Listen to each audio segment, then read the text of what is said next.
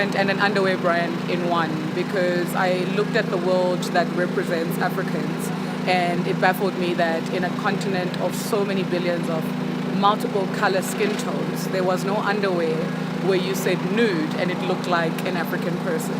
So from that perspective, the conversation and the narrative around diversity and representation sparked a big question in me that ended up with me holding samples of bras in different shades, because I felt every woman needs to be able to find their skin tone in undergarments and feel comfortable in t-shirts much like this without worrying that the t-shirt shows through.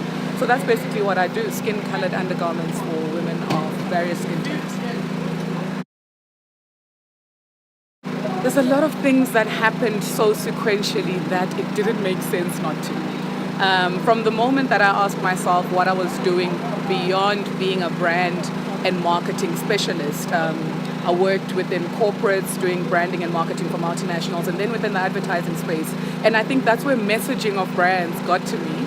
And I started to ask myself, beyond creating, insights for big corporates, how was I going to find an insight that would change, the way people see themselves? And the moment for me was when too many coincidences that kept pushing me forward to even count. So, for example, looking at time off that I had on one particular weekend, and it turned out there was an underwear and textile fair in Hong Kong that didn't need a visa on the particular weekend that I had leave.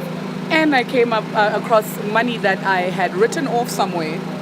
So too many coincidences happened for me that actually made me realize that there's something bigger than me happening, and I kind of have to follow through more than just as a strategist. Now there's a bigger movement to create an ecosystem that creates solutions for African people.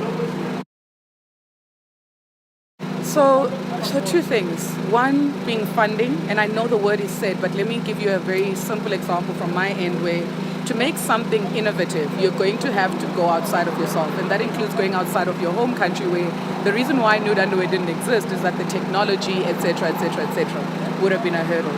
So by virtue of me going externally to find the expertise, I've battled to get the backing, because guess what? You're not manufacturing locally. But to manufacture locally, we had to build the market.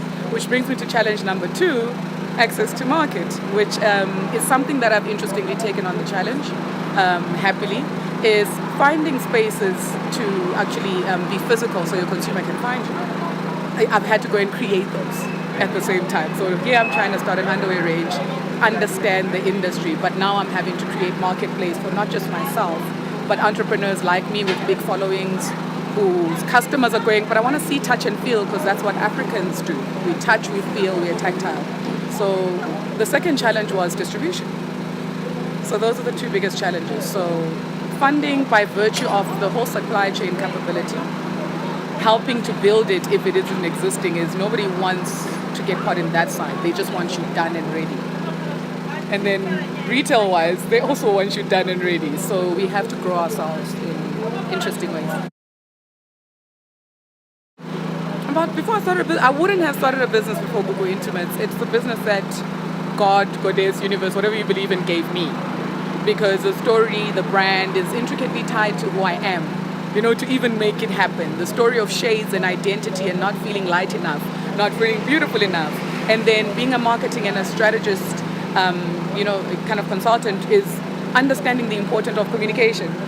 So everything is connected to everything is what I'd say to her. So she needs to pay more attention, because later on, when the thing arrives that is for you, everything is connected to everything. Everything was for a reason.